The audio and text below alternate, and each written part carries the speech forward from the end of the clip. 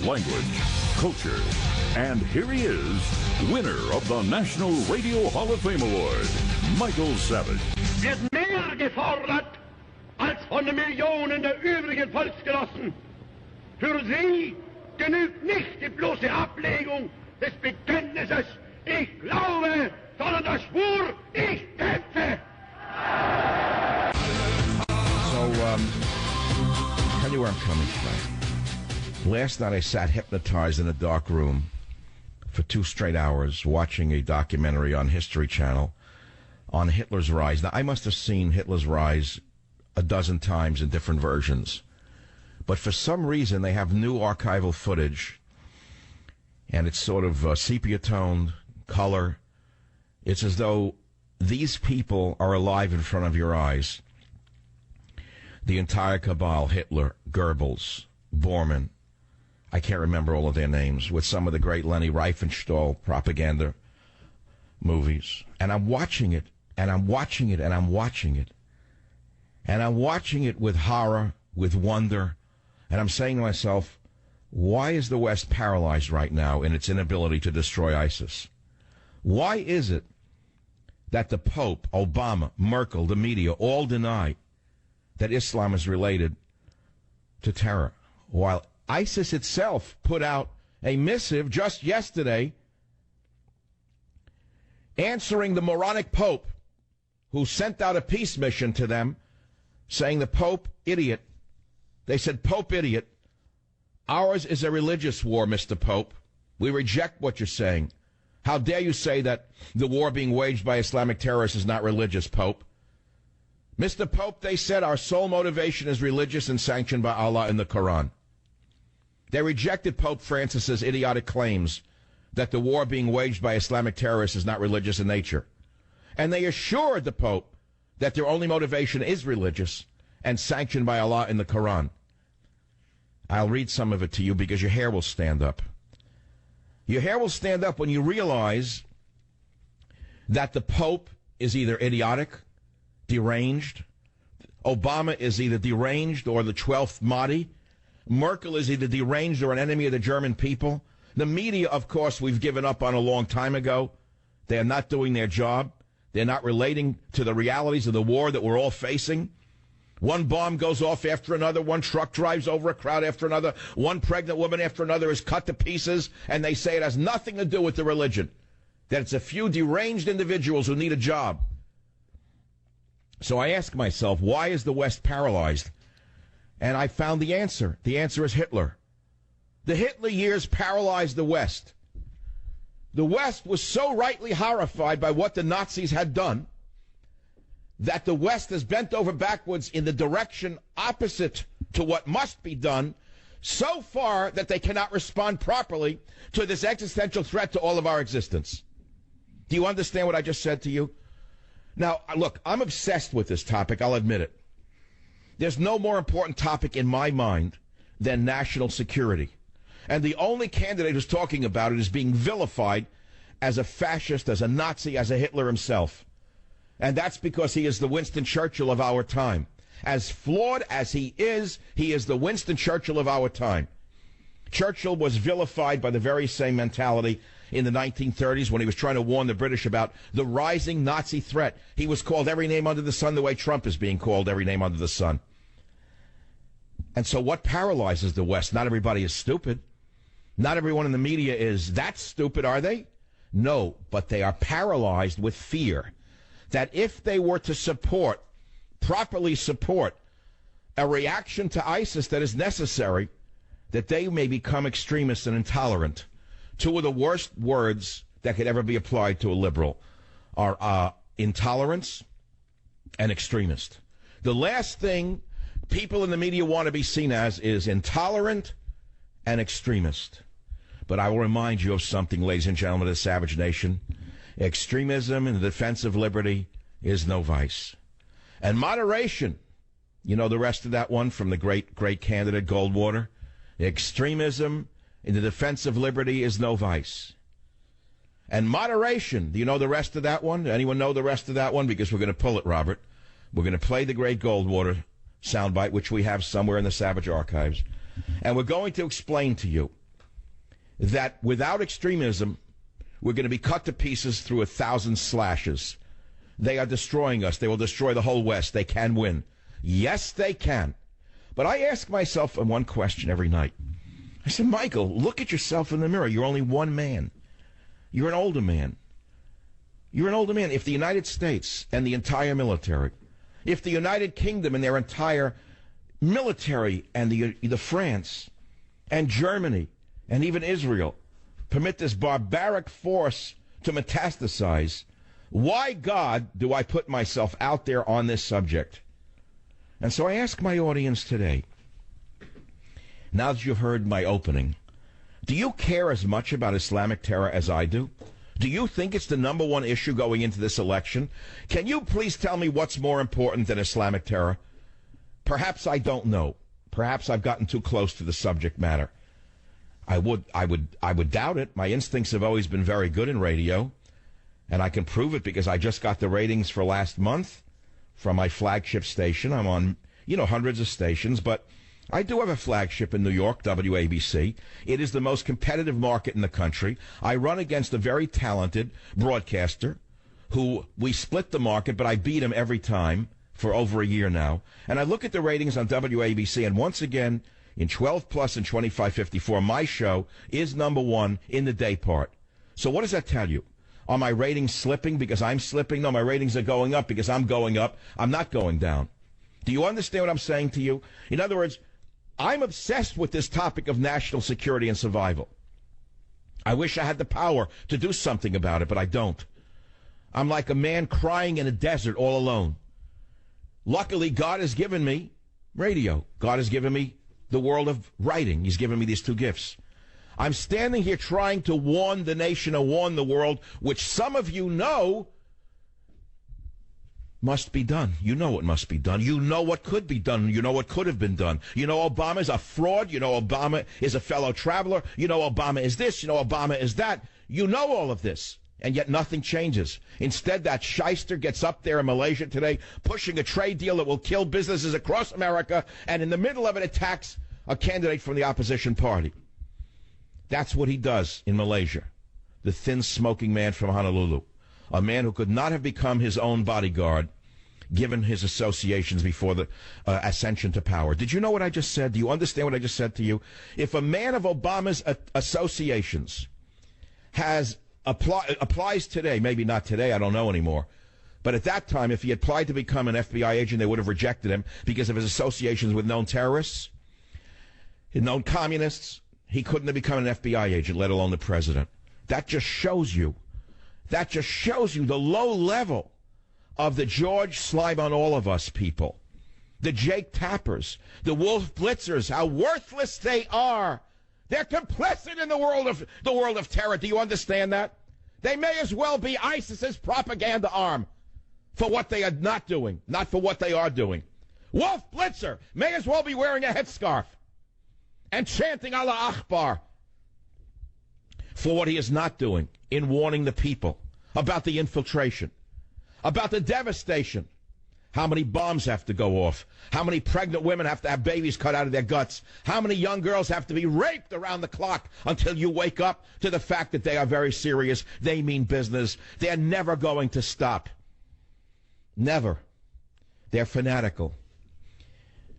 In World War II, we faced the fanatical enemy. It was called the Nazi Army. These boys have been raised since childhood to kill. This youth brigade, the Hitler Youth, from the time of birth, they were trained to kill and fight and have no emotions. They were trained like Vikings to kill without emotion. They were trained to kill without emotion. They were trained to devastate the enemy without any sympathy whatsoever. And Hitler said that he would defeat the West readily, just as ISIS is saying it. Hitler looked around and he saw weak men in America, he thought. He said all they care about is going to the ball game and eating hot dogs and going to a dance on Saturday night. The American man, he said, will never fight us. But he was wrong. Every man defeated Superman in World War II, the Eddies of the world. The Eddies, the mechanics, the carpenters, the plumbers, the farmers, the accountants, the doctors, the lawyers, every man. was able to face Superman and kill him. You know why? Because we had a resolute desire to destroy Superman. We had an America then. We had a leader then who was clearly an American. We knew which side he was on. We had a Congress that stood 100% behind defeating the enemy. Today, what do we have? We have mush. We have liars. We have thieves. We have self-aggrandizing, self-interested senators who are stealing money around the clock, selling contracts as though that is their business. Take a look at the kind of money being made by the husbands, by the wives, by the donors to senators and to congresswomen around this country. And you'll understand what the word corruption means. So we come back again to why we are paralyzed and why we can't fight. How could this ragtag army, and say, what is ISIS? Where do they come from? Who are they? Well, for one, you must know that weapons were sent to them by Hillary Clinton from Libya. That's an old story. That's why the ambassador was killed. That's why Ambassador Stevens was allowed to be killed, because he was sent there to smuggle weapons out of Libya after Libya was destroyed by Hillary Clinton's cohorts. The weapons were supposed to go to our friends in Syria to defeat Assad. The whole thing is about taking down Assad. This entire mess is because we have history upside down. Because a few neocons, and I can name them, want war. They want war, war, war, war, war, when the world wants peace. The world wants peace. We all want peace. But there is a band of fanatics that do not want peace. They're the remnants of Saddam's army. Do you know who they really are? Do you have any idea who formed ISIS? Do you know how they were formed? They are led by some of the most seasoned, battle-hardened generals in modern history. They're not idiotic. They are run by very, very, very smart people. They're run by the former generals of the Republican Guard under Saddam Hussein, the very same Republican Guard that George Bush did not finish off, the same Republican Guard that Barack Obama refuses to acknowledge exists. And they mean business. They mean to take over the world. They don't just want a caliphate there. They want a caliphate everywhere. My friends, this is the beginning of the program. It's certainly not the middle of the show, nor the end of the show. But it is the Savage Nation, and I'll be back in a moment. Join the Savage Nation. Call now, 855-400-SAVAGE, 855-400-7282. Savage. My Savage Nation is sponsored by SwissAmerica.com. It's the only company I trust to protect my wealth. Call 800-BUY-COIN. So the essence of our paralysis is that the West is paralyzed by the Hitler years. That was the essence of my opening. It's why the West is afraid to respond properly to ISIS and why it's been allowed to metastasize, rape, kill, murder, slaughter, bomb, whatever you may say they are doing. And they're growing. They're not shrinking. Yes, their land area, we are told, is shrinking. Meanwhile, they are spreading throughout the world because of the open-door immigration policies. The rapes, the killings, the murders keep going on in Europe, here in America, and we put our heads in the sand. Because if anyone stands up to this, they're called every name under the sun by the... there's no other word for them. There's no word for them. There's no word for them. I can't use the word liberal anymore. It's lost its meaning. I use the word progs. I've used it starting last week. I'm surprised it hasn't been stolen yet. The progs in the media. The progs who pride themselves on being superior to all. The progs will condemn anyone who says what must be done. Well, I'm asking you, the listener, since this is a radio show, and I know the essence of radio because I'm one of the few people in the media, especially in the big leagues, who actually grew up with radio as the number one medium in my household. Remember that. I was born before television existed. Did you know that? I don't think people understand that. I wasn't born yesterday. I'm not 40 years old. I grew up listening to the radio, not watching television. Radio is in my blood. I'm very proud of that fact. It's why I'm naturally in the field of radio. It's where I belong. I understand the medium very well. I grew up listening to shows. I remember to this day, father smoking the Philip Morris on the couch. I'm lying there next to him, getting the secondhand smoke. It's where I came to love tobacco smoke. I don't smoke. I haven't smoked for a few periods of my life. I try to be cool between 18 and 25. I smoked English Ovals and old Jaguars thinking that it made me attractive. It took me the rest of my life to get over that one. But I inhaled the smoke and listened to the Green Hornet and listened to other shows on the radio. So here I am. This is what I have. And all I do is think about things all the time, day and night. It's what I'm paid to do. I'm paid to analyze for you. But radio is fundamentally an entertainment medium. It's not really a medium for any other reason. It's an entertainment medium. That's what it was. That's what it always has been. You shouldn't be confused with anything else, I say to myself. So what should I do? Put on a clown hat and get a horn and make sounds on the radio? I can do that. We're living in like the end of times here. At least I see it that way. Am I a paranoid lunatic to see what's really going on? Am I the only one in the media who actually understands what we are living through and that the time is very, very short to stand up and either live or die? Do you get that?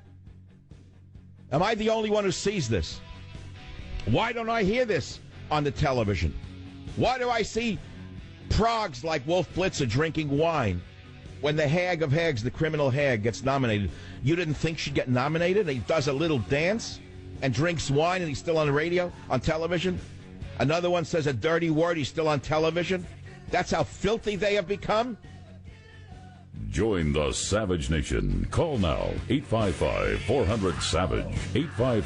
855-400-7282. Savage. Ich habe hier eines zu erklären. Die Herren haben ganz recht. Wir sind intolerant. Ich habe mir ein Ziel gestellt, nämlich die 30 Parteien aus Deutschland hinauszufegen. Sie verwechseln uns. All right, when you get the picture, the West is paralyzed because of the Hitler years. And that is why ISIS acts almost at will in their ongoing reign of terror throughout the West. The media ignores them. For a day or so after the latest terror event, you'll see the balloons and the flowers and the little crybaby stories on the news. Then immediately they go back to the Trump hating, the conservative bashing, and they forget the existential threat to their existence. Then we wake up today and we see the Islamic State answer the foolish Pope saying, are you crazy? Pope yesterday said the war being waged is not religious in nature. Islam has nothing to do with terror. We all said, are you crazy? I said yesterday, ISIS itself says that it has to do with their religion. How can you, the Christian, deny what they say, what they're fighting for? Today I wake up and ISIS says, yes, we are fighting because of our religion. In the most recent issue of their propaganda magazine, ISIS criticizes Pope Francis for his naivete, says Thomas Williams of Breitbart. The authors state themselves this is a divinely warranted war between the Muslim nation and the nations of disbelief. And then they attack the idiotic Pope for claiming, quote, authentic Islam and the proper reading of the Quran are opposed to every form of violence. Listen to what they say, not what I say. They say that by doing this is ISIS itself, quote, the Pope continues to hide behind a deceptive veil of goodwill, covering his actual intentions of pacifying the Muslim nation. Pope Francis, they say, has struggled against reality in his efforts to portray Islam as a religion of peace, the ISIS article insists. And then they go on to urge all Muslims to take up the sword of jihad, the greatest obligation of a true Muslim, they say. And they go on saying, waging jihad, spreading the rule of Allah by the sword is an obligation found in the Quran, the word of our Lord. Why is it then that Obama denies it? Why is it then that the media denies it? They go on. Quote, the blood of the disbelievers is obligatory to spill by default. The command is clear. Kill the disbelievers, as Allah said, then kill the polytheists wherever you find them. This is a reaction to the Pope, by the way. Then they go on and say the Islamic State also reacted to Pope Francis's description of recent acts of Islamic terror as senseless violence. Then they say, no, there's nothing senseless about it. Here's what ISIS itself says, quote, the gist of the matter is that there is indeed a rhyme to our terrorism, warfare, ruthlessness, and brutality, they declare, adding that their hatred for the Christian West is absolute and implacable. They said even if you were to stop bombing us, imprisoning us, torturing us, vilifying us, and usurping our lands, we would continue to hate you because our primary reason for hating you will not cease to exist until you embrace Islam. Even if you were to pay jizya, tax for infidels, and live under the authority of Islam and humiliation, we would continue to hate you. In a recent press conference, the deluded Pope said to journalists that the world is at war, but it's a real war, not a religious war. He said it's a war for money. He said that every religion wants peace. So here's the leader of the Christian world acting like a dumb clown. Pope, Obama, Merkel, the media are all in the same exact boat, refusing to exist, to explain the realities that we are facing. So again, I have to come back to my radio audience. I'm only one American citizen. Radio show. That's all I have is my books, radio show. I have Government Zero, and I'm going to have Scorched Earth coming out after Labor Day, and that's it. Because it's my last hope to awaken America. I'd like to see 80 million copies sell. I would. I'd give all the money away to wounded soldiers, not through the Wounded Warriors Project, but believe me, they'd get the money directly. But it's not going to sell 80 million copies. It might sell 200,000, 150,000. It's good enough for me. What am I going to do with it? I'm going to take it with me? That's not the purpose of my writings. My writings are meant to awaken you. If I could, I would awaken you in other ways. I would do skywriting. If I didn't have a radio show and I didn't have a career as a writer, I would rent an airplane and do skywriting. Now, you could laugh at that if you want. You could look up and say, oh, screw him. What does he know? Ha, ha, ha. Obama's a god. We worship liberalism. We want open borders. We want open sex with everyone. We want no barriers between ages, between not only between genders. That's an old thing. We want to be able to have sex with animals. We want to be able to marry a goat or a donkey. And anyone who stands in our way is a bigot. That's what we want. We want unfettered freedom, sexual freedom. That's how it begins, is how it goes, and how it ends. That's where it all started. That's why we are paralyzed. That was the breakdown right there. Now, I don't want to go into the whole sexual thing, but believe me, I know that that's where it started and that's where we're at, which is a funny thing when you think about it. I will talk about it for a minute. I have to talk about it for a moment because I don't want to be misinterpreted. How many orgasms can a person have a day if they live solely for hedonism? Think about how God set you up. Think about it. You're not a lab animal. How many orgasms can any human being have per day? Not many. And yet you have people who live solely for the orgasm. That's their whole be-all and end-all. From the minute they wake up and shave in the morning, all they're thinking about is who they're going to get in bed that day or that night. That's all they're thinking about, day and night, day and night, day and night, day and night, day and night. Obsessed with sex, crazy for the orgasm. Yet how many can they have a day? 2? How many orgasms can a man after the age of 40 have a day? You think I'm joking? I'm not joking. And yet this whole society seems to spin around the idea that we could have 24/7 orgasm. Release, release, release, release, release, release, release. You know, there was an experiment done many, many decades ago. I remember when I was a young student where they put a mouse in a cage and he could, I remember. I was very interested in the work of Delgado in college. I became fascinated with psychology, especially electronic impulses that could control behavior. I was very, very, very interested in Delgado's work. I had never pursued it. I went in other directions. But experiments were done where scientists, mad scientists, connected electrodes to the brain of a rat, connected to the center of the brain that triggers the feeling of the orgasm. And when the rat was permitted to hit the little thing in the cage to give himself that jolt, he did it over and over and over again until he died. Did you know that? Over and over and over, the rat would hit the plunger and have the orgasm and die. So God set us up to have limited orgasms, to have a limited petite mort, a limited small death. Do you understand what I'm saying? Do you know where I'm coming from? Is this too obscure? Look, if I was in a live theater, I'd have a better read for people than I do on the radio, I think. But I'm not sure that I don't already, because I kind of have a 6th and 7th sense for this business. And I know that I'm reaching you. I just know that I'm reaching you in my discussion today of the West being paralyzed by the Hitler years and how we in the West have also been paralyzed by sexual liberation. Unfettered sexual liberation. combined with unfettered guilt for the Hitler years, have rendered us impotent as a people. From the military now bending over backwards to give surgery to people who declare themselves transgender. Do you hear this? Do you understand how sick Obama really is? That he would make that a priority with limited resources in the military? Can you imagine we have a man so deranged that he would approve such a thing, and that we have such a fool as the defense secretary who, if there was any justice in the world, the man would be arrested for what he's done to the military? This clown from MIT with the pink tie, one in a long chain of them, gets up there and speaks about this as this is the most wholesome thing you can do for a human being, is to let them mutilate themselves with surgery at government expense while there are men dying in the halls of VA hospitals across America because they're not given treatment. Do you understand how upside down the military is right now, and that men are leaving by the thousands because they will not answer to psychotic feminists who can't fire a gun? They will not go engage in a war against ISIS out of fear like the police have today, of fighting against thugs in the streets. Why do you think so many cops are getting killed today? 2 more last week in San Diego. Why? Because they're not shooting first. Because of the rats in the media. Because of the vermin in politics. The cops have hesitated.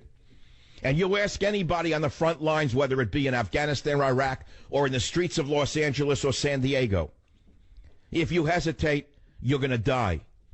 Police never hesitated before. They had the power to make decisions that needed to be made. And now they've been intimidated by the same mentality I am talking with you today about on the Savage Nation radio program. To be very clear, the West is in a tailspin. It's in a disastrous tailspin heading right for Earth like a comet falling out of the sky. And if you think that this is hyperbole, then you yourself have to evaluate what reality you live in. You mean because you have not been touched by an ISIS suicide bomber, there is no ISIS? Is that what you're saying? The world revolves around you? What does that tell you about you? You don't know the world around you? What, because a bomb didn't go off in front of your feet, there are no bombs going off before others' feet? Maybe because your wife's belly was not cut open by an ISIS maniac in Germany, therefore you don't think it exists? Is that how sick you have become? That you can't live outside your own self? I posted that article on Facebook last week, and as a result, Mark Zuckerface and his minions, I'm sure he didn't do it himself, he's too busy trying to sell his apparatus to Saudi Arabia, to Pakistan, and the other wonderful countries of the world where freedom reigns. So they blocked me from posting on my own Facebook site. It's not the end of the world, but it shows you the kind of censorship that is going on in this country. WorldNet Daily wrote the article up. It was put on the Drudge Report. It was up for about 18 hours. It got enormous play. People are fascinated by my being banned on Facebook. It was a huge story, and it remains a big story because it shows you what we are facing. And someone sent me this. They said, the German Minister of Justice, Heiko Maas, has installed a commission under the leadership of a lady named Mrs. Kahani, who was in the former GDR, one of the highest-ranked young officers of the Communist Security Service, Stasi, to observe hate speech activities in Facebook and other social medias to block it. Their measurements are very similar to those of the former communist regime. They block many such entries in Facebook. And they said, I suppose they're now doing that at Facebook itself. So the former East German secret police, Stasi, are now working openly for Merkel to block any statements about the dangers of Islam and her refugee policies. And the very same Stasi mentality is being run by none other than Mark Zuckerberg. On that pleasant note of the new censorship that we all living with, we'll come back in a moment. I'll take your calls. We'll get some sound going. And I hope you are hearing my message today. But I think I should take a call. Alex on WABC, where the show is number one. Go ahead, please, Alex. I just got an idea on to get Trump 2 million votes if you'll have me. But my idea regarding what you were saying, the danger is very real of Islam. But I think we need to be careful not to destroy ourselves in the process of fighting it. Meaning the system we have, the Western culture, civilization, Christianity, not to sacrifice it just so we can defeat Islam. Okay, so you're speaking in generalities. What do you mean sacrifice it? How do you sacrifice it? By defending yourself? No, not by defending yourself. They're pushing this fear thing on us to sacrifice the constitutional system we have. Oh, okay, so you're into the whole really extreme viewpoint that they're permitting ISIS to grow and metastasize in order to take away our freedoms. I've seen that theory. In order to make us dependent and frightened, they'll take away our freedoms even further. Is that what you're suggesting? I'm sorry, I couldn't understand. All right, well, if you can't understand, don't call a radio show. And perhaps my screener can discuss it with you before he gets on the air, since I don't know what he was talking about. That's all. So here we go. We'll take one more call. Perry on WMAL line 2. Go ahead, please. Yeah, how you doing? I'm sorry to hear what's been going on with that. But, it's kind of disheartening to have found a way of life that has changed my life for the better and the way I act among the members of the human family, for it to be portrayed as something. Oh, I don't know what you're saying. What is your main point, Perry? What is it? But that was the main point. And one time I just wanted to be able to share different verses, different things. Okay, you hold on, please. I'll be right back. Join the Savage Nation. Call now, 855-400-SAVAGE, 855-400-7282. Savage. The Savage Nation is sponsored by Swiss America, the only company I trust with my financial future. Call 800-289-2646 or SwissAmerica.com. Well, I'm going to move on because I cannot do 3 hours a day, even though it's all I think about day and night, about the existential threat we are facing on a daily basis, waiting for another bomb to go off somewhere in the West, and then sweeping it under the rug and saying, it's just a few deranged individuals, there's nothing to do with religion. You see, he was a sick boy, we failed him. And then mommy comes out and she says she's a school teacher with a hijab, and he's a good boy, and she doesn't know what happened to him. And then the imams come out after they cut the throat of a priest in Normandy, and they get in front of the church and they go mumbo jumbo.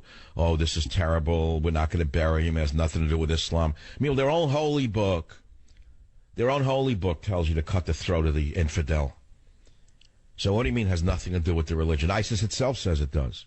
So where does that leave us? Well, what you do is you bring in as many millions of them as you can.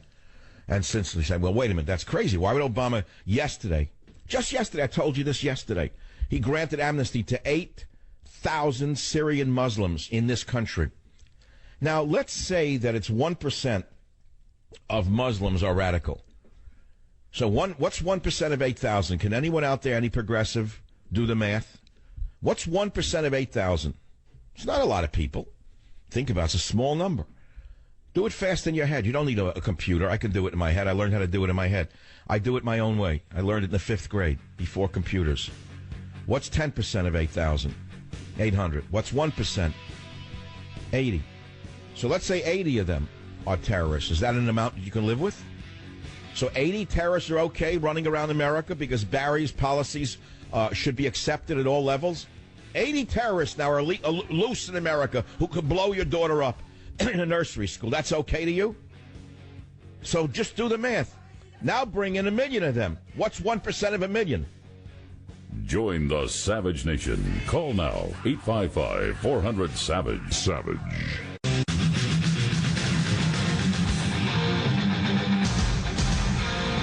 And now, America's most exciting radio talk show, The Savage Nation, home of borders, language, culture. And here he is, winner of the National Radio Hall of Fame Award, Michael Savage. I think the Vermont Republican nominee is unfit to serve as president. I said so last week, and he keeps on proving it. The notion that he would attack a Gold Star family.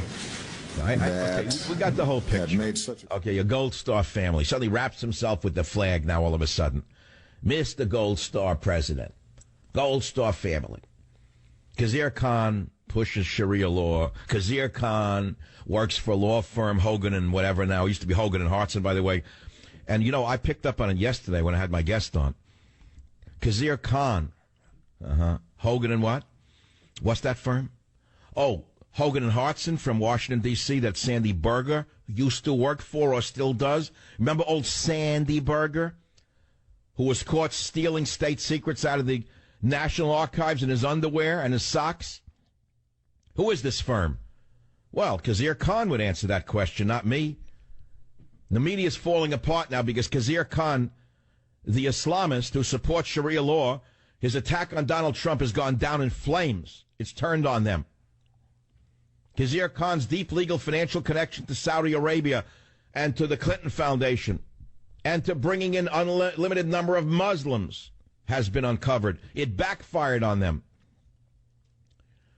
So, my friends, we're living in very interesting times. Welcome to Hour 2 of the Savage Nation. First hour was much different than the second hour, as will the third hour be. I had my espresso with lemon peel, the way they used to do it on Mulberry Street, with that sip. I don't even like coffee anymore. I can't stand coffee. It takes too long to get the caffeine. I like what the Italians of the old school used to do, the old guys. The little cup, the demi-tasse cup, with a teeny bit of lemon peel. Got to be the peel now, not the rind.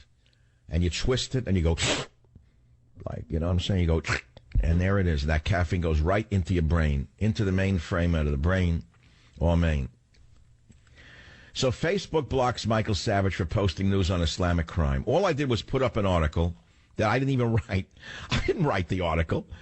I shared a story from England about how a Syrian immigrant hacked a pregnant woman to death with a machete and injured 2 other people. As a result, Zuckerface and his minions sent me a message that I've been recently posted something that violates Facebook policies, so I'm temporarily banned.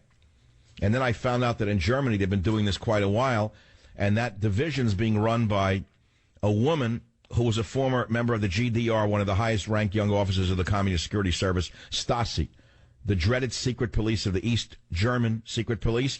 They're now running Germany, as is Merkel. Do you understand who Merkel actually is? She's a communist. You get that? She's a... Oh, God, people are so thick. She tricked everyone in Germany. She made believe she was a center-rightist. That's the way Hitler tricked Germany into thinking he was not quite as severe as he was. She did the same thing in reverse. She played moderate, but she wasn't a moderate. She was a lifetime member of the GDR. And now Facebook is in cahoots with her. So why is this a big deal? It's a very big deal. They know it's a big deal on WorldNet Daily. They know it's a big deal on Breitbart. And somebody wrote this a letter because a lot of people are saying, oh, big deal about Facebook. What are you making such a big deal? Doesn't matter. Only idiots read it. So someone writes, you and others don't understand the importance of these sites. It's where the culture war is being fought. It's not so much about preaching to people on the same page. It's about capturing the minds of those who need to be educated. Because the only view of the world they receive is the liberal view. And email, they say no one under the age of 40 uses it for communicating anymore. They don't use it. They use everything else, Snap this and the info that and Facebook and Schmacebook. That's where the war is being fought for the weak-minded vote. And that's why I entered Facebook, in order to awaken people by publishing articles. I don't write the articles. I link to the pictures of the articles. So let's say the naive kids out there don't really know the danger they're in. They see a woman being hacked to death. They see that ISIS itself says we're at war because of our religion. Maybe they'll wake up before it's too late. Maybe not. That's why it's an important story. The phone number here is 855-407-282. Let's play my favorite politician on the issue of extremism right now on the Savage Nation. Robert, do we have that, please? Fire it away. I would remind you that extremism in the defense of liberty is no vice. Right on. And let me remind you also that moderation in the pursuit of justice is no virtue. God. I loved Goldwater. I love this guy. I liked that he was a Westerner. I liked that he was an Air Force man. I liked that he was a true patriot, and I loved his voice. Extremism in the defense of liberty is no vice. Moderation, how does the other part go? I always forget the moderation part. It's just not part of my nature anymore. What's the moderation? Moderation in the... I'll play it again, Robert. I'll write it down. I would remind you that extremism in the defense of liberty is no vice.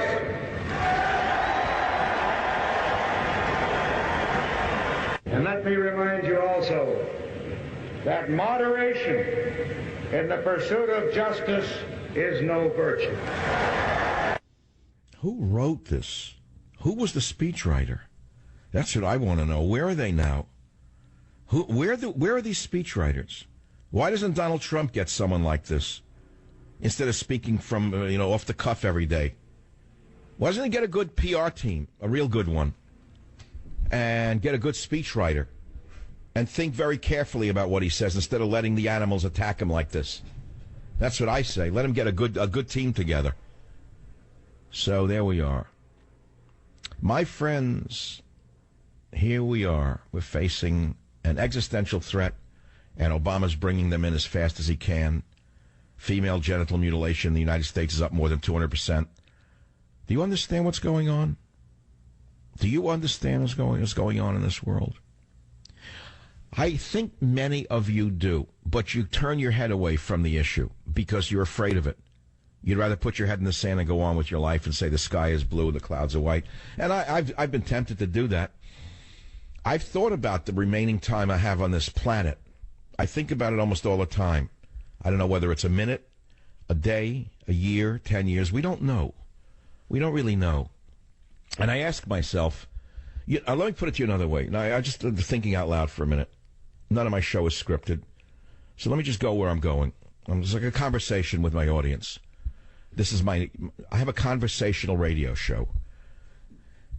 I have a friend, a casual friend, who's one of my heroes. He's a former sniper, SEAL sniper. Doesn't make me tough. It makes him tough. He's one of the greatest. You know what he said to me 2 weeks ago when I told him I don't think I can take this anymore? He said, Michael, he said, you've done 21 tours of duty. He said, me and my buddies know it. He said, we watch your back all the time. He said, you can walk away with pride. You've done 21 combat tours on the radio. He said, spend time with your family, your granddaughter. It's okay. You've done it. And every day I ask myself, what the hell am I doing this for? What am I doing it for? Why do I eat myself alive if the president is in such denial or is working with them? If the whole West does nothing, Israel does nothing, virtually nothing. Why is Israel doing nothing? That's the part that perplexes me the most. See, this is a part that eats me alive. I know. I came up with the answer. I know the answer. See, Israel could wipe ISIS off the map in less than a day. They have the power, the weaponry, the Air Force, gone, one day.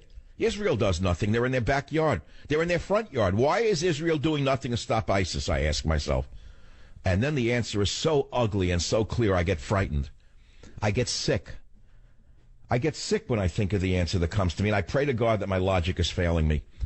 I pray that my logical faculties have blown up and I can't think anymore. Because there's only one answer. And that is that ISIS is doing what Israel wants to be done. ISIS is being used to an attempt to take down Assad. They figure that Assad is a bigger existential threat to them than is ISIS, because Assad still has an air force. They like to see Assad gone along with Obama, part of the same exact axis. The Washington-Israel axis is still in power. Don't fool yourself for 1 minute.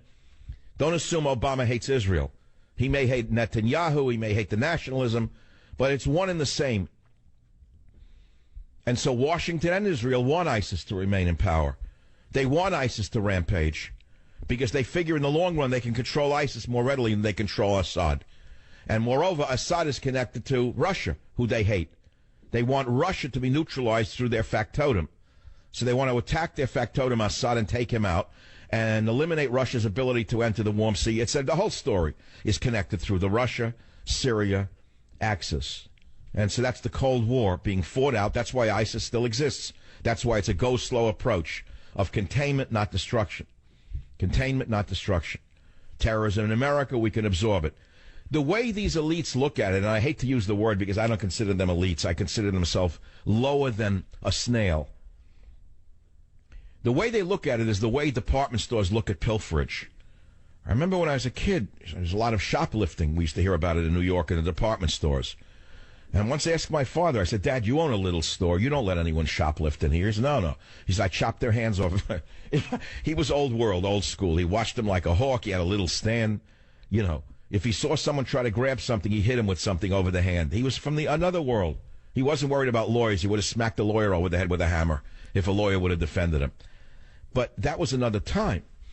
So that's the view I have, is an eye for an eye, a tooth for a tooth. So I'm saying, how do department stores permit people to go in and shoplift? He said they consider it, there was a word for it, I forget what it's called. In other words, a certain amount of loss that they know they're going to have. Let's say it's 0.1% of their structure of costs are lost through shoplifting. So it's cheaper for them to let people run around thinking they're free in a store to spend like lunatics than to make them feel that they're under surveillance like in the ex-Soviet Union. So they let people go to a department store and feel that they're free, running around. There's subliminal messages sent out in the air that you don't even know, telling you to buy. That's why women look so crazy in these expensive stores. They're actually being brain manipulated. Look into this. And in the midst of all of that, there's a little shoplifting that they let go on. And they have store security. They try to catch it if they can. But they permit it because it's a loss that they're willing to take. Well, that's the way these snails who run the West look upon terrorism. The death of all these people from Islamic terrorists, to them it's nothing. It's like a shoplifting loss to Macy's. You get it? So another 100 died in Nice. A little higher than we expected. We figured there'd be 9, 10. There was how many? How many, Mark? 108 got run over. Oh, terrible. It makes us look bad. All right, crack down for 2 minutes. Let them run around with the machine guns and make everything. All right, the next one. Oh, only 6 got killed in Orlando? How many? What'd you say? They killed how many gays in Orlando? Oh, my God. That's much higher than we calculated. All right, let the police come running around with the machine guns now. So we make them look like we're doing something. This is how I see it. You get what I'm talking about or not? Well, somebody must be listening to the show. I'll repeat it again in case you missed it. I just got the ratings for the month of July. I got them from a number of stations. That's how it comes out this time of the month. And my number one is the biggest station on my list is WABC in New York. And I'm proud to tell you that I'm still very popular. The Savage Nation with Michael Savage, 3 to 5 p.m. East Coast, is number one in both 12 plus and 2554. Am I boasting? Well, yeah, I kind of. I'm proud to tell you I am. Why? Because we live and die by our audience numbers in this business, in case you don't know it. We live and die. You ever see the movie To Live and Die in L.A. years ago? It's like that for me every day, with that music beating behind me. I don't sleep at night thinking about this show. Think about the music from the movie To Live and Die in L.A., because that's what it is for me in talk radio. I don't take this lightly. I don't take it casually. This is it. I'm in it for life. I'm in it with everything I've got, and I'll be back. Join the Savage Nation. Call now, 855-400-SAVAGE, 855-400-7282. Savage. The Savage Nation is sponsored by SwissAmerica.com, the only company I trust to protect my wealth and financial future. Call 1-800-289-2646. This pocketbook and do the laundry. Right in the toilet. The wife killed this campaign. Remember that? Mitt Romney. Looked like he was going to win. Debate won, slammed. Obama looked like a mop on the floor. Obama didn't know what to say. Nothing, dead. The next day, his wife gives a speech that Mitt's a nice guy, carries my pocketbook, and likes doing the laundry, and Mitt takes a fall. Round 2 on the floor, round 3 dummied up on the floor. They told him he had to take a fall. So here we are. Who was Goldwater's speechwriter in 1964? My good friend Jeff Rovin got it within a minute for me. Carl Hess, Goldwater's speechwriter in 1964, Republican speechwriter. He was the phrase maker, and he was a resident of Kearneysville, West Virginia, and he died at age 70 back in 1964, and he coined Goldwater's famous campaign slogan, "Extremism in the defense of liberty is no vice. Moderation in the pursuit of justice is no virtue." Of course, Goldwater lost, and I know one of the reasons he lost. It's very clear. They stole a state from him. That's how the Democrats did it then. That's how they've been doing it ever since. That's number one. They did it to Nixon. They stole a state using the guys in the eye and the espresso. That was number two. And then number three, I met the lawyer, the Washington, D.C. lawyer. I met him 20 years ago he told me that he undermined Goldwater. He hired the ad agency that did the famous Daisy ad with the girl looking up at the nuclear bomb. That's how they smeared Goldwater. That if we had too strong a president, we'd have a nuclear war. Now, does that sound familiar to you, of what they're doing to Trump? Join the Savage Nation. Call now, 855-400-SAVAGE, 855-400-7282. Drop another bomb with leaked emails very soon, and it's going to be really devastating for you-know-who. I guess Slime on All of Us is going to have to pay attention one day to WikiLeaks, because you never know what old Julian Assange may have on George Slime on All of Us. That's number one. And during the thing about Khan, this is not very good for the Muslim Brotherhood. Khan made a big mistake. He made a huge mistake in speaking at the DNC to begin with.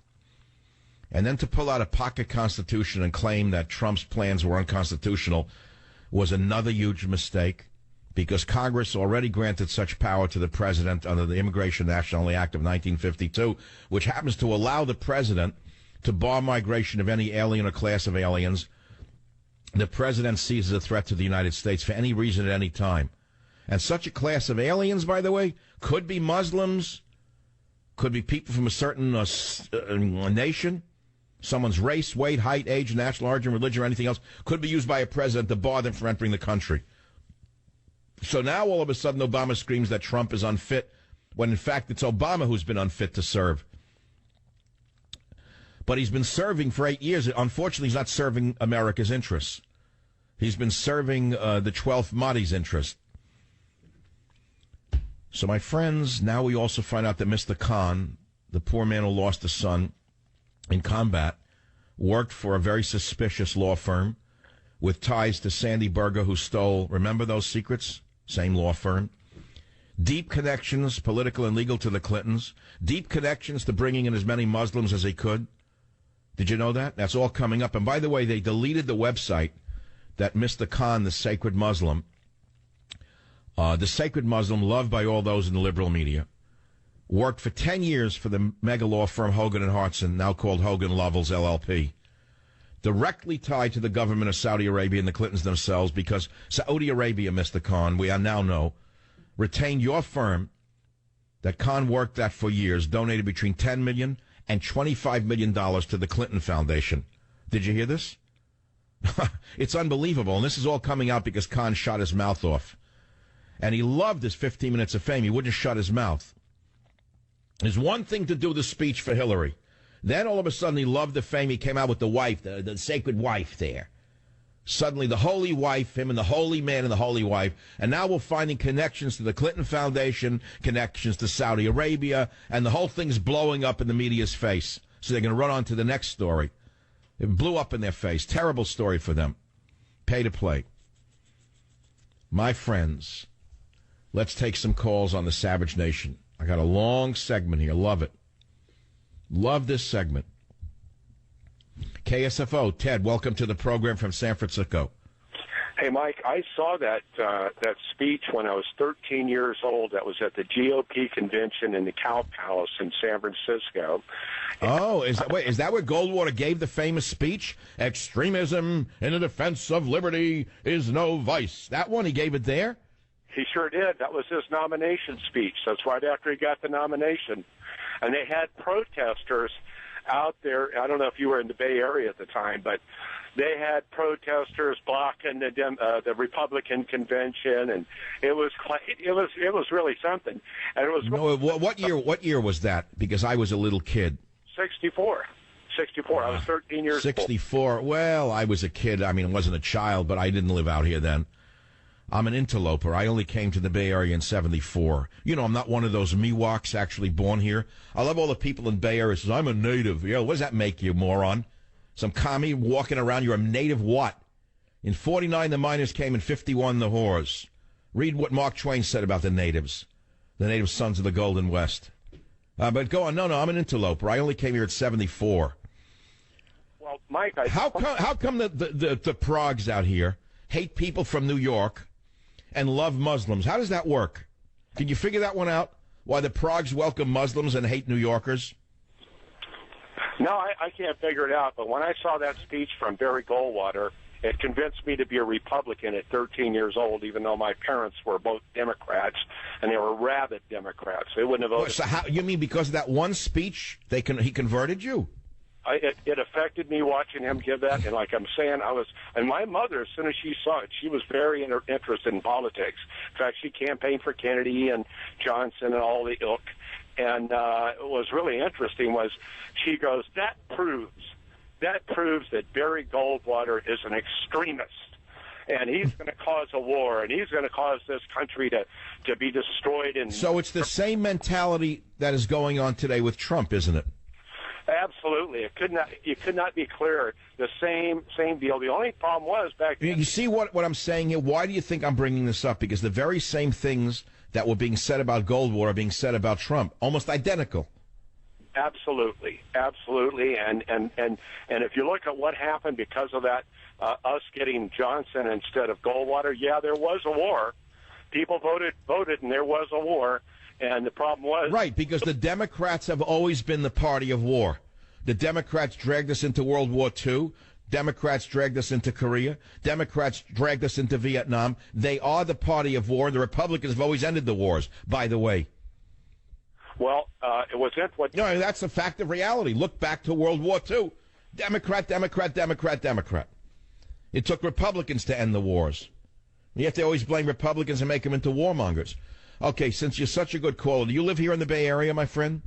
No, actually, I always call on KSFO's number because actually, I moved to North Dakota. I hated that place. How is North Dakota? Could I emigrate there? Do they have anything except plain black coffee up there? Not much. I remember I visited a friend up in the boonies once in Northern California. I mean, I didn't ask for anything odd, but it's like if you said cappuccino where I went, they looked like they were going to pull out AR-15s and shoot you. Then all they had is black coffee, and it was horrible. It was like drinking tar. God forbid you want food in those places other than venison, like raw venison, like beef jerky. You can't get food really. You can't get coffee. Wine comes out of a box, direct from Sacramento by railroad car. But where in North Dakota do you live? I live dead center in it. I live east of where the oil country is, and I'll tell you what, everybody up here is rooting for Trump like you wouldn't believe. I know, no, it's really one of the strongest default states in the United States of America. Well, not just because I heard that Boise, Idaho is good, except for North Boise is filled with Progs. Idaho, North Dakota, but they don't want people to emigrate from states like California. Even me, they would probably reject. Because they figure I was tainted by the Progs down here. All right, thanks you. I'm sending you a copy of Scorched Earth the minute it comes out after Labor Day. I'm sure you'll appreciate it. Up there, you could probably take it out in a coffee shop and read it. In San Francisco, you'd have to put it in a plain brown wrapper because Willie Brown's liable to have you rounded up and turned you over to Nancy Pelosi's goon squad for reading Scorched Earth or any book by Michael Savage. Joking. You know what good people they are. Look at the nice clothing they wear when they go on television, how quietly they talk. You would think that they're pure as the driven snow, which they probably are. KSFO. Who's this? Nehran on line 5. Nehran, welcome to the Savage Nation. Nehran, it's an honor to speak with you, Dr. Savage. I'm an Iranian American. It's about the comment you made about why is it Israel is not destroying, annihilating ISIS. And in my opinion, actually, that is existence of ISIS is a godsend for Israel because this has started a faction and starting themselves being busy between Sunnis and Shias and killing each other. And also, if you look at it, Hezbollah, which is a Shia group, which was the one which is supported by Iran and was attacking Israel, now has been quiet for a while. Not completely. Still, they are doing little things here and there. But right. Wait. That's interesting. Why has Hezbollah suddenly become silent? Explain that. I don't follow that. Because they are puppets of Iran, and Iran right now busy with a lot of other things. So that's why it's becoming difficult for them to act. But wait, doesn't Iran oppose ISIS? Yes, because they are Sunnis. As a matter of fact, they have stopped and killed many Afghanis who wanted to go and join ISIS through Iran.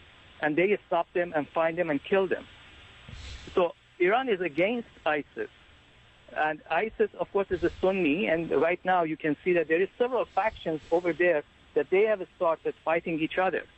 And Sunni Shia is the main one. But on top of that, there is Sunni seculars and Sunni caliphate, which, like Saudi Arabian government, also doesn't like, even though they are Sunnis. So do you agree with me that the West is permitting ISIS to exist, or else they would have wiped them out a long time ago? You agree with me?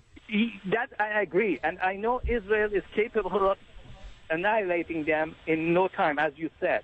And by the way, I agree with most of the things that you say. You are one of the ones who has got the brilliance and the insight to the psyche of these Middle Easterners in general. Well, let me ask you something. I want to ask you, because we don't know each other. You're an Iranian. Did you flee? Did your parents flee Khomeini? When did you come to the United States?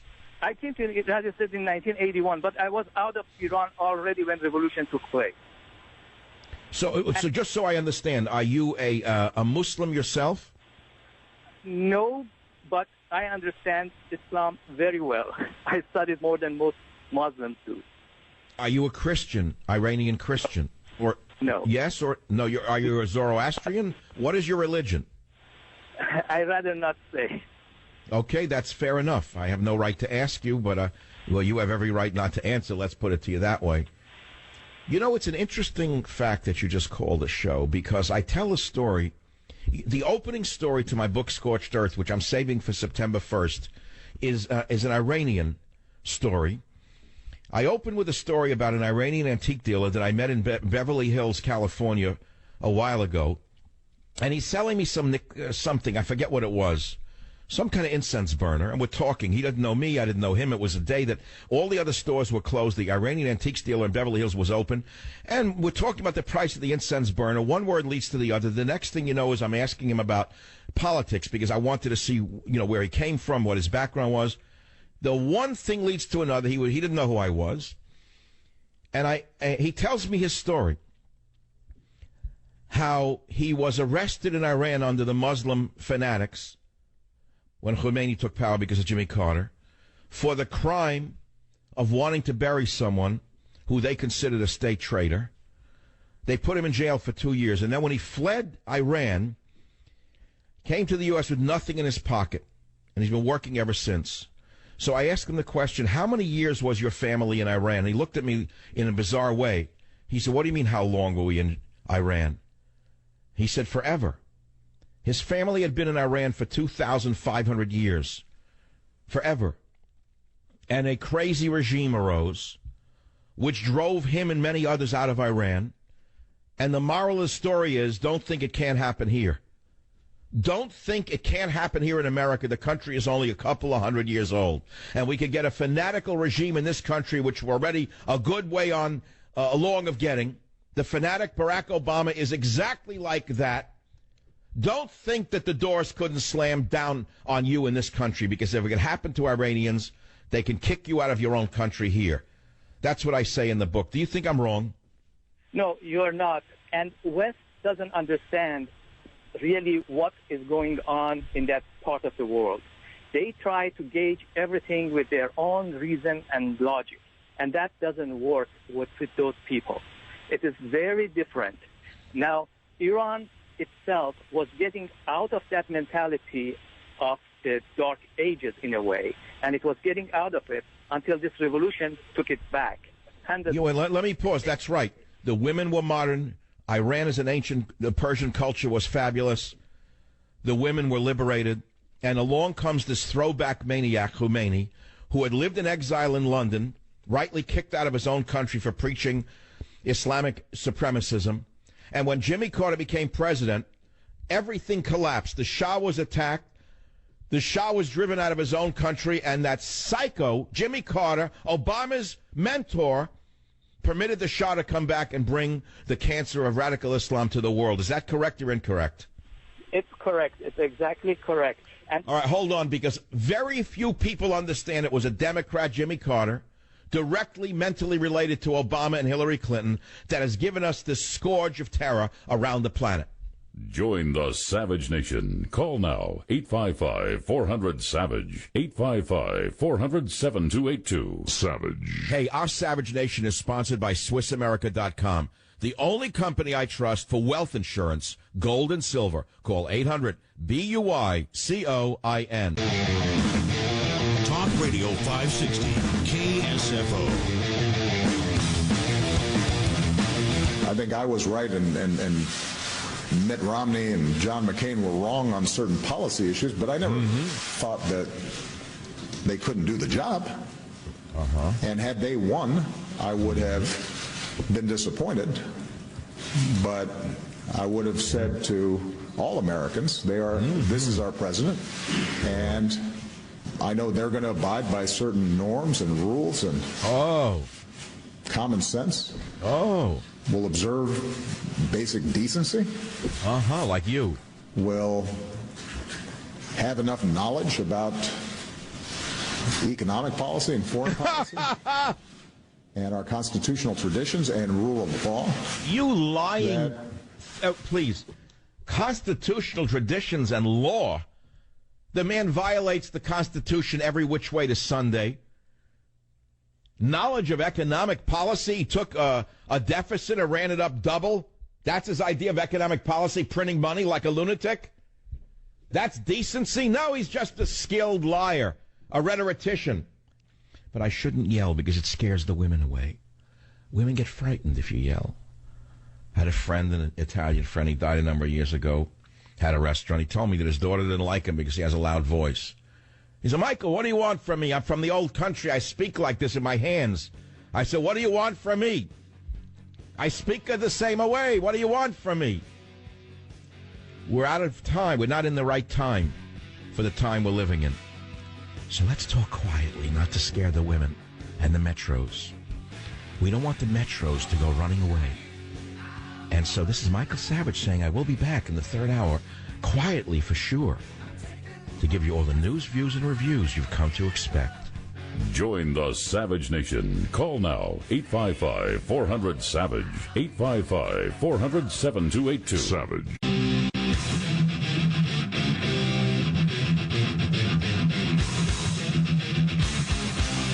Warning. The Savage Nation contains adult language, adult content, psychological nudity. Listener discretion is advised.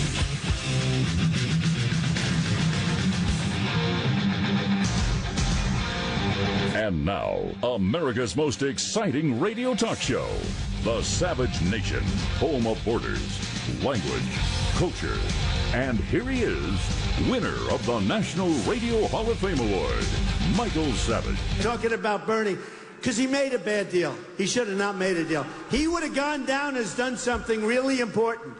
Once he made that deal, and believe me, he has buyer's remorse. If he would have just not done anything, just go home, go to sleep, relax, he would have been a hero. But he made a deal with the devil. She's the devil. He made a deal with the devil. It's true. Welcome back to the Savage Nation. We move into the third hour, which has a different, I would say, different pace than the first 2 hours for a number of logical reasons. I mean, I'm a human being. 3 hours of radio. I come out hot as fire, and things slow down as the show goes on. It doesn't mean that my thinking slows down. It means that my delivery slows down. So if you care to join the conversation, because now that I'm less intimidating, you might have an opportunity to get on the program and talk with me about any of the topics that I've touched on. The phone number is 855-400-7282, 855-400-SAVAGE, 855-400-SAVAGE, 855-400-7282. And if you do get on the Savage Nation show and speak, you will be heard by more people than you'll meet for the rest of your life. That's an astounding thought, but it's true. So there you go. What do you want to talk about? The Facebook thing is over. Apparently, I'm allowed back on, at least until I post another article that offends the Goon Squad at Facebook. And the topics are pretty much the same as they've been for a few days. Obama justifying his destruction of Libya. Obama attacking Trump, saying that Trump is this, Trump is not decent, Trump is not a normal person, Trump is not economically savvy, Trump doesn't know the Constitution. You know, he ought to look in the mirror before he gives a speech. Why is Obama saying all these things about Trump? Because they're really running scared. They're terrified that if Trump wins, the party is over. And then you got the Muslim father guy, the Khan story. That's a big story. And nobody wants to attack a man who's lost his son. But the man is now attacking America and our candidate. And so he has become something other than a Gold Star father. He's become a politician. Don't get confused now. Khizr Khan is no longer a mourning father. He could have come out and given the speech at the DNC and disappeared, but he didn't. He's an immigration lawyer, number one. He's pushing Sharia, number two. He's made plenty of money off the immigration scam. Now it's number three. And now he's out there every day like he's a politician. He's going to run for office. He ought to move to Dearborn and run for office up there. He can join a few of the others in Congress. Again, he's putting out the big lie that Islamic terrorists have nothing to do with Islam. He was on, of course, More Snotty Nonsense by Chicks this morning. And then he's telling us not to vote for Trump, again interfering with our election. He has every right to do that. And so since he is doing that, we have every right to criticize him. He's no longer Mr. Sacred because he lost a son in the military. Many Americans listening to this program lost their sons in the military. And we never see or hear from them. Remember all those SEALs who were killed in one helicopter? Let me remind you once again, that helicopter went down under suspicious circumstances. More Navy SEALs died in that single crash than were ever lost in combat. It all happened under Obama's watch, but you wouldn't know it listening to the news, would you? There was even a congressional fake hearing on it with the useless idiots in Congress trying to get to the bottom of it. Those parents are still grieving over the loss of their hero sons. You didn't see them at the DNC, did you? Because they're not Muslims, and they were not useful idiots. They couldn't be used by the Hillary Clinton machine. But putting that aside, the man paid a horrible price. He lost a son, and we respect him for that. But he has no right now to pretend that we don't see right through him. We do see right through Mr. Khan. And for him to keep repeating the big lie that, well, listen to Clip 9 and you decide for yourself right now in the Savage Nation. How can we stop this happening as Muslims? Because it comes directly to you. Your faith is involved. So you wind up thinking, how could I participate in the stopping of this madness that is taking place? The first concern and the thought that is that this cannot be my religion. These criminals are not part of my religion. They have hijacked. These words are being manipulated. They call themselves Muslim terrorists, Islamic jihadists, and all. Have nothing to do with Islam. Well, according to him, but according to the Islamic State, they came out publicly to say that's wrong. They reject what Khan says. They reject what the Pope says. And they said the following, and it's in their new magazine, the Islamic State magazine. They said, quote, this is a divinely warranted war between the Muslim nation and the nations of disbelief. And they said that the Pope is wrong for claiming that authentic Islam and the proper reading of the Quran are opposed to every form of violence. The Islamic State denies that. They said that's not true. They said waging jihad, Mr. Khan, spreading the rule of Allah by the sword is an obligation found in the Quran, the word of our Lord. They go on, and they write themselves the following. The blood of the disbelievers is obligatory to spill by default, Mr. Khan. The command is clear, Mr. Khan. Kill the disbelievers as Allah said, Mr. Khan. Then kill the polytheists wherever you find them, Mr. Khan. So if the Islamic State says that they're Islamic, but the Pope denies it, and the media denies it, and the president denies it, and everyone's in denial, who do you believe? The Islamic State or them? And what's the difference, for example, if they've hijacked the religion? It's religion that they're using to justify their murderous scourge anyway. So what's the difference whether they hijacked it or didn't hijack it? Does that mean we should let in 10,000 more Syrians, knowing that, let's say, 1% of them may be jihadists? Is that a shrinkage that we're permitted, that we can afford to absorb? That kind of shrinkage? How many more people have to be killed until we do what they're doing in France? They're shutting down mosques. They're deporting radical imams. They're throwing them out of the country. Do you know what they're doing in France, socialist France? Because that's what needs to be done here in the United States of America if we are to survive, if we are to end this reign of terror. That's what most people who think about it know what must be done. So now I'll go to the callers on the Savage Nation. Many of you are dying to talk. Blackballed from art shows. Oh. Let's go to Kern, K-E-R-N County. I love that area because that's near the Grapevine. Every time I drive to L.A., which I've not done in years, I would listen to shows on Kern, K-E-R-N radio, because there's an area down, there's a vast area of Southern California, those of you who are not from here, before you go over the mountain into Los Angeles, called the Grapevine that everyone knows about when you drive down there. It's a big agricultural area. So Bill is calling from Kern County. That's Kern Radio, of course. Bill, welcome to the program on line 6. What's on your mind, Bill? Hey, Michael, I'm getting ready to climb the Grapevine. You are? I had to tell you, first of all, thank you for your service. You're an emotional roller coaster ride. You get me laughing, you get smoke coming out of my ears, and then you talk about Teddy and my heart gets all gushy and warm. Man, I love you. Teddy's getting older. He just sleeps during my show now. I hope my listeners don't copy him. Hey, I wanted to say I think this is maybe in a millennium the biggest opportunity that Israel will ever have. They could declare war on ISIS, call upon France, all these countries that are getting these massive waves of refugees, and say, hey, join us, let's go destroy ISIS, let's set up safe zones in Iraq and Syria, let's police it, come in and help us, let's do it.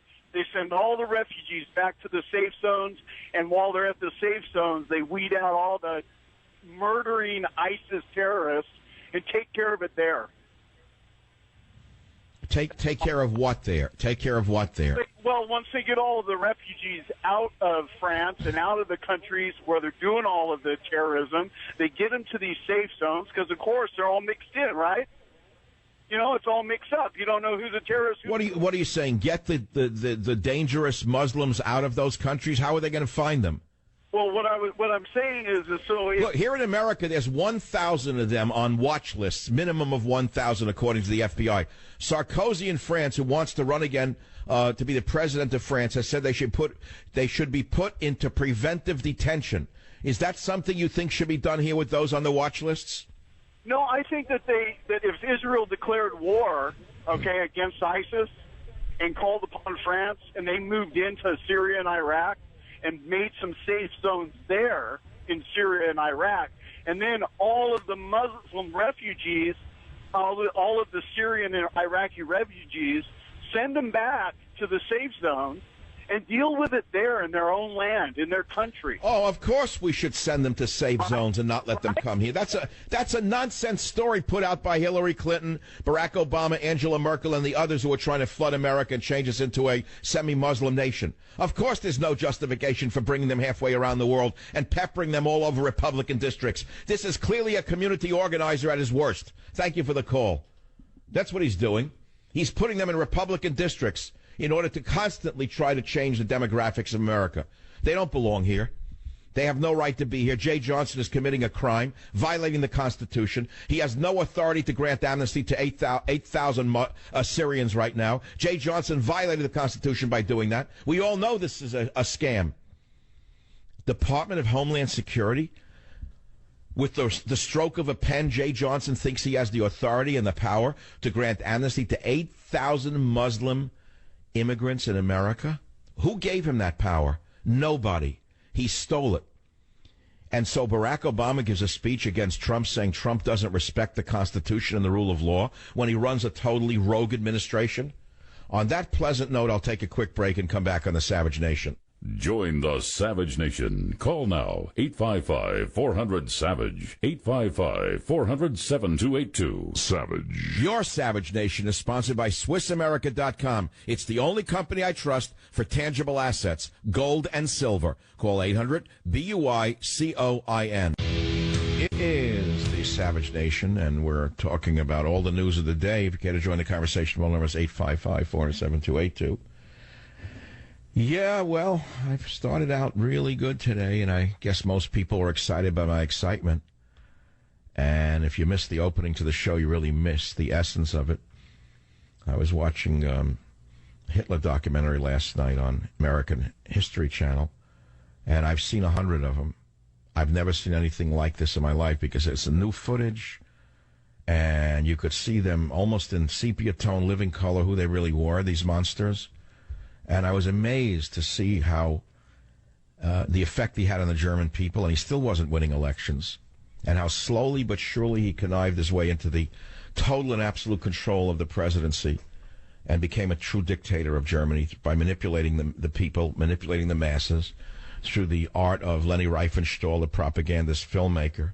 And I thought about Obama. I thought about how he uses the George slime on all of us and all the media as though they're his personal propaganda arm.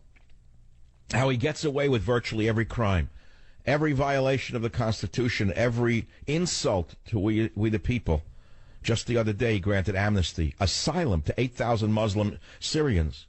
And he has the nerve to get up and lecture us from Malaysia while he's trying to push this faulty trade deal, TPP, which will shaft more American workers. And he has the nerve to start speaking against Trump, saying Trump is this, Trump doesn't know the Constitution, Trump doesn't respect the law.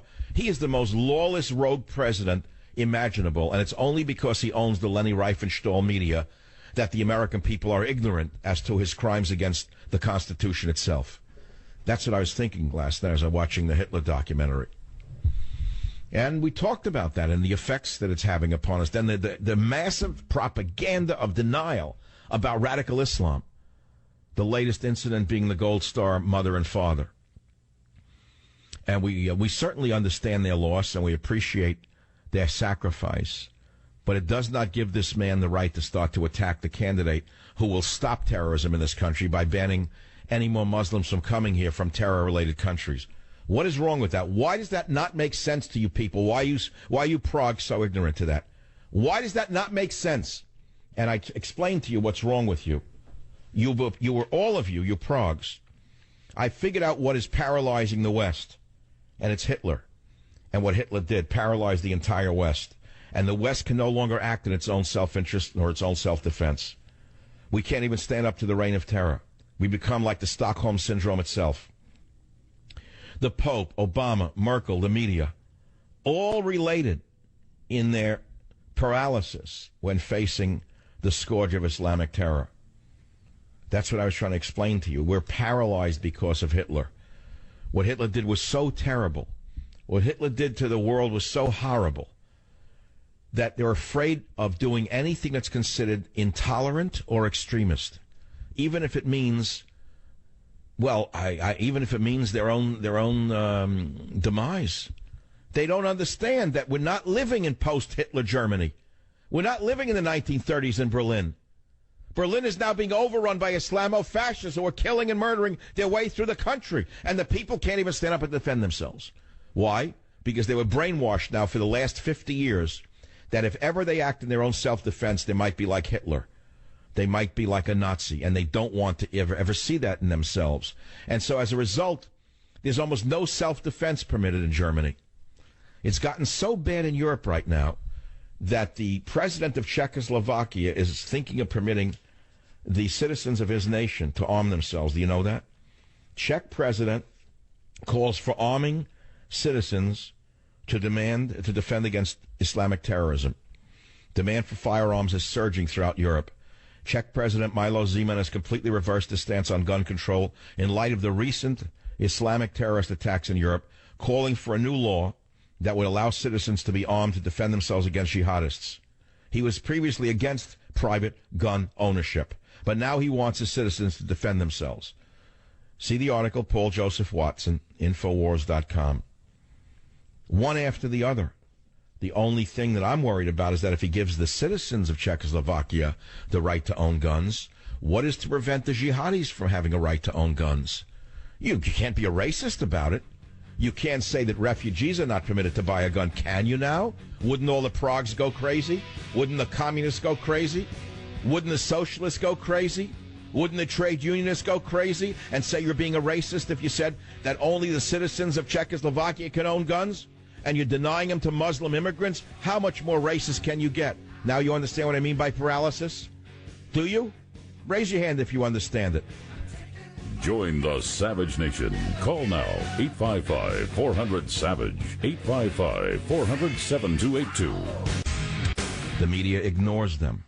For a day or so after the latest terror event, you'll see the balloons and the flowers and the little crybaby stories on the news.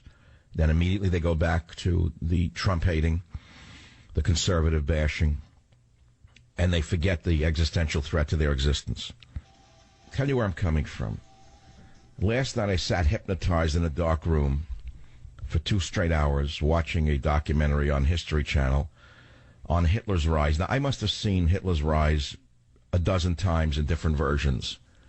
But for some reason, they have new archival footage, and it's sort of sepia-toned, color. It's as though these people are alive in front of your eyes.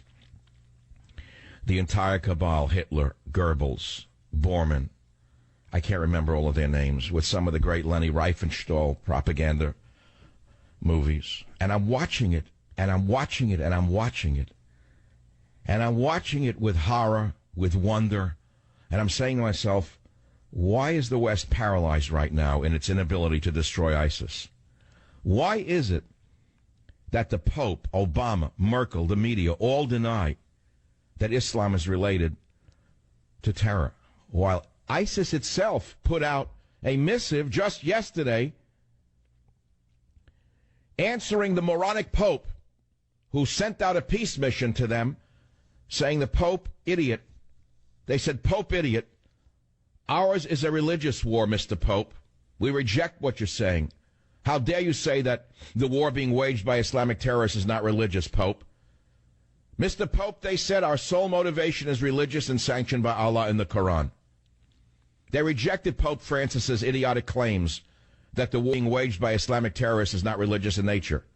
And they assured the Pope that their only motivation is religious and sanctioned by Allah in the Quran. I'll read some of it to you because your hair will stand up. Your hair will stand up when you realize that the Pope is either idiotic, deranged. Obama is either deranged or the 12th Mahdi.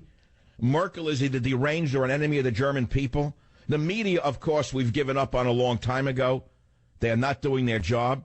They're not relating to the realities of the war that we're all facing.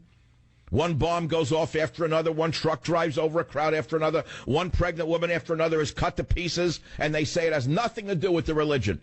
That it's a few deranged individuals who need a job. So I ask myself, why is the West paralyzed?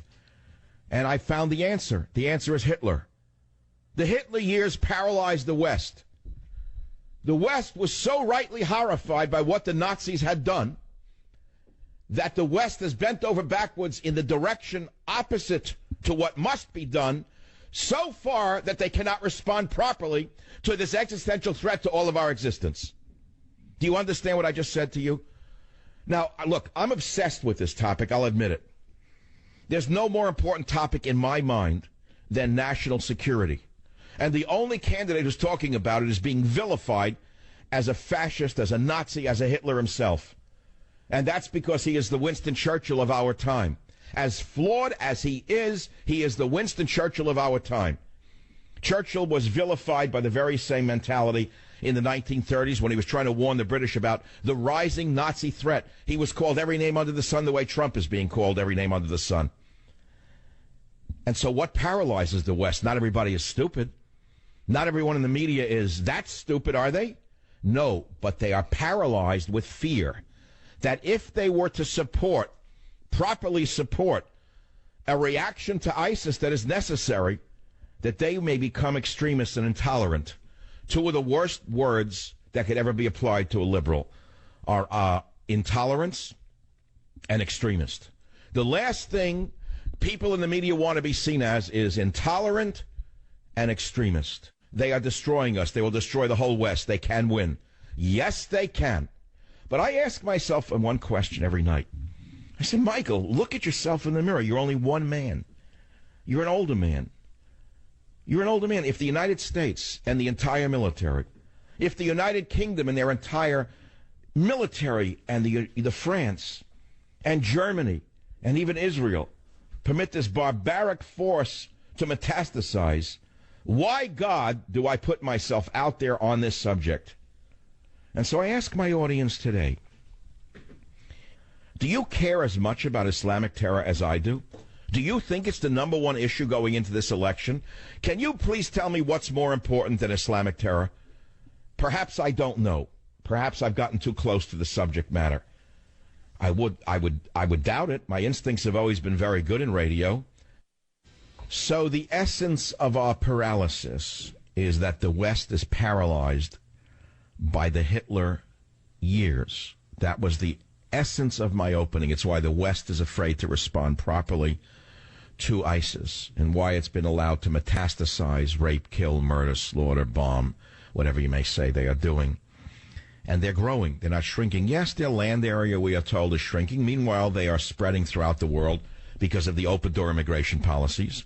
The rapes, the killings, the murders keep going on in Europe, here in America, and we put our heads in the sand. Because if anyone stands up to this, they're called every name under the sun by the... there's no other word for them. There's no word for them. There's no word for them. I can't use the word liberal anymore. It's lost its meaning. I use the word progs. I've used it starting last week. I'm surprised it hasn't been stolen yet. The progs in the media. The progs who pride themselves on being superior to all. The progs will condemn anyone who says what must be done. Well, I'm asking you, the listener, since this is a radio show, and I know the essence of radio because I'm one of the few people in the media, especially in the big leagues, who actually grew up with radio as the number one medium in my household. Remember that. I was born before television existed. Did you know that? I don't think people understand that. I wasn't born yesterday. I'm not 40 years old. I grew up listening to the radio, not watching television. Radio is in my blood. I'm very proud of that fact. It's why I'm naturally in the field of radio. It's where I belong.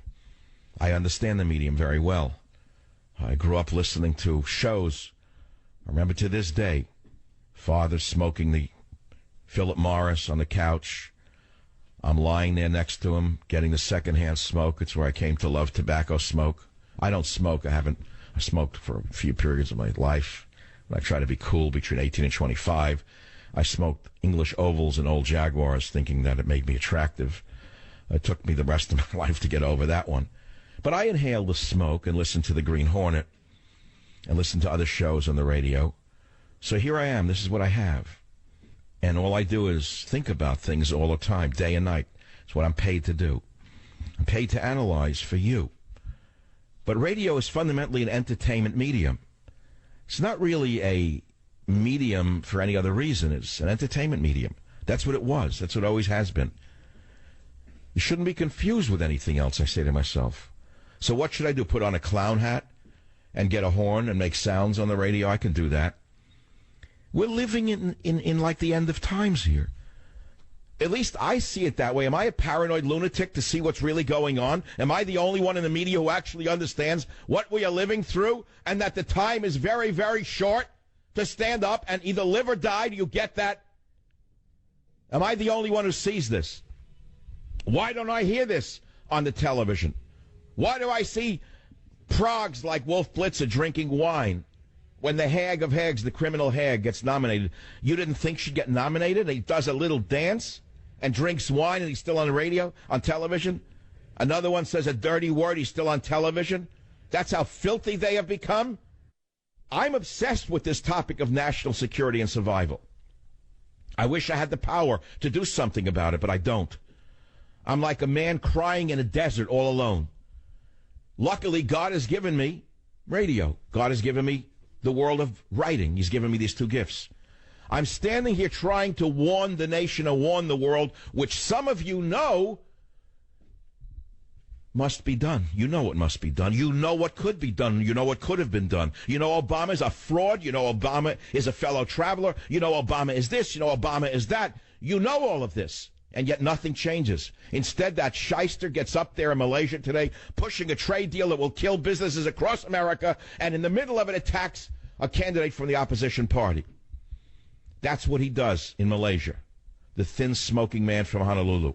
A man who could not have become his own bodyguard, given his associations before the ascension to power. Did you know what I just said? Do you understand what I just said to you? If a man of Obama's associations applies today, maybe not today, I don't know anymore, but at that time, if he applied to become an FBI agent, they would have rejected him because of his associations with known terrorists, known communists. He couldn't have become an FBI agent, let alone the president. That just shows you the low level of the George Slime on all of us people, the Jake Tappers, the Wolf Blitzers, how worthless they are. They're complicit in the world of terror. Do you understand that? They may as well be ISIS's propaganda arm for what they are not doing, not for what they are doing.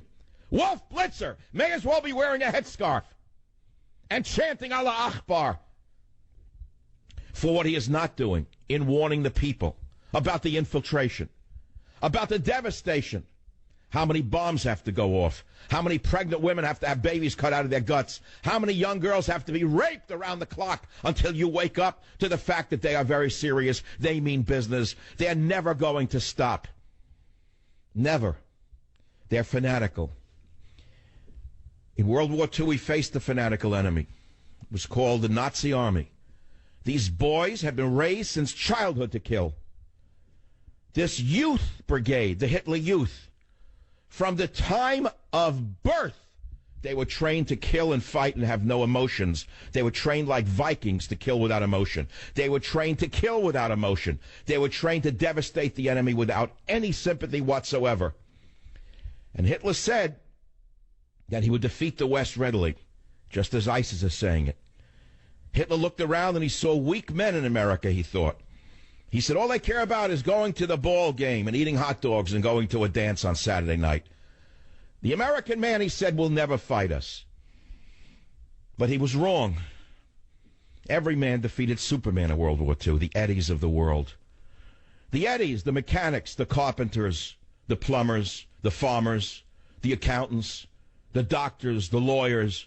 Every man was able to face Superman and kill him. You know why? Because we had a resolute desire to destroy Superman. We had an America then. We had a leader then who was clearly an American. We knew which side he was on. We had a Congress that stood 100% behind defeating the enemy. Today, what do we have? We have mush. We have liars. We have thieves. We have self-aggrandizing, self-interested senators who are stealing money around the clock, selling contracts as though that is their business. Take a look at the kind of money being made by the husbands, by the wives, by the donors to senators and to congresswomen around this country. And you'll understand what the word corruption means. I'll be right back. Join the Savage Nation. Call now, 855-400-SAVAGE, 855-400-7282. Savage. I have said on several occasions that we did the right thing in preventing what could have been a massacre, a bloodbath in Libya. And we did so as part of an international coalition and under UN mandate. Liar.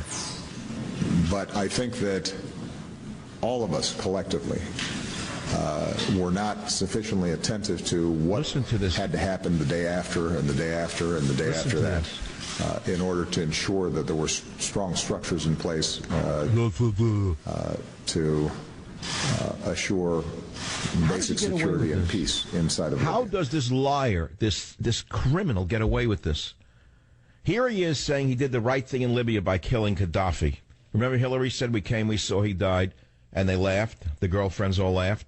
Gaddafi warned the West. He said, if you take me out, Libya will descend into a tribal structure like in Somalia. Don't do it. And this moron went ahead and had him whacked anyway. And now he's trying to look back. Oh, yeah, I did the right thing. Yeah, I did the right thing. Yeah, it would have been a massacre. Well, there's been a massacre in Libya as a result of taking out Gaddafi. But again, this is part of the Leni Riefenstahl thing I'm trying to warn you about. It's around-the-clock propaganda. Nobody holds this man accountable for anything. In fact, if you look back on Obama's life, I don't think he's ever been held accountable for anything he's ever said or done in his entire life. He has been able to glibly get through virtually everything with his booming voice and his beautiful demeanor. And nobody ever challenges him, ever. So now he's looking back and he's trying to cover his bases on his legacy with Libya. His legacy on Libya alone should mark him down as one of the worst presidents in the history of this nation. That amongst many, many other crimes against this nation, what he did in Libya. But you see, he'll be out of office, allegedly. But remember, he didn't do this alone. Hillary was Secretary of State when they killed Gaddafi. Don't you remember? So now the legacy is one of disaster. That's where all the African asylees are coming from. They're pouring through Libya into Europe. It caused a wreckage across the planet because of Obama, because of Hillary. And who funded it? I traced it all in my book, Government Zero. The money, in my analysis, all goes back to George Soros, who funded this. George Soros is literally the devil incarnate in my estimation. He is perhaps the most evil man on the planet. It's though if you painted a picture of a villain, a trillionaire villain, who did everything he could to destroy a nation while benefiting from it, you couldn't do a better job, in my estimation, than George Soros. In fact, I used him as the villain in 2 of my last novels. Not really. I can't say I did that, because then I would say that I didn't do that, but I did actually do it under another name, under an assumed name. It doesn't represent any person living or dead. There are villains, you know. There are actual villains. Do you know that? Do you know that there are actual villains in the world? And do you realize you have a villain in the White House who is on a daily basis doing everything he can to leave a scorched earth that can almost never be resuscitated? The villain gets away with it because of Wolf Blitzer and his fellow progs in the media. On that unpleasant note, I bid you adieu. This is the Savage Nation. Yes, indeed, it is the Savage Nation, and we're talking about the scorched earth policies of Barry from Honolulu.